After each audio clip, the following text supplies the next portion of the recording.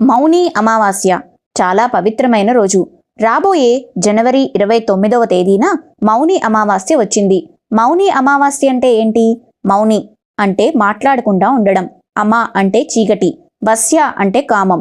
దీని అర్థం పగటిపూట మౌనంగా ఉండడం, చీకటిని కామాన్ని తొలగించడం. ఆ రోజు చంద్రుడు ఉండడు. చంద్రుడు మన మనస్సును నియంత్రించే గ్రహమని నమ్ముతారు.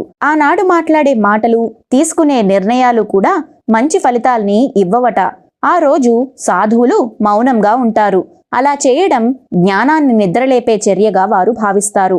మౌని అమావాస్య నాడు గంగానది నీరు అమృతంగా మారుతుందని నమ్ముతారు.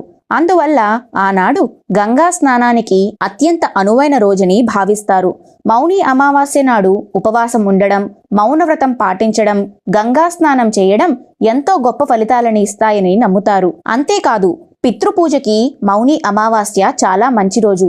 ఆ సందర్భంలో మన పూర్వీకులను గుర్తు చేసుకుని వారి ఆశీస్సులు కోరుకుంటూ ప్రార్థన చేయడం మంచి ఫలితాలను ఇస్తుంది. అలాగే ఆనాడు చేసే దానాలకు ఎంతో ప్రాధాన్యత ఉంటుంది. గోచార గ్రహస్థితి రీత్యా శని ప్రభావం ఉన్నవారు కాకులకు బెల్లంతో చేసిన గోధుమ రొట్టెలు పెట్టడం మంచి ఫలితాన్ని ఇస్తుందట.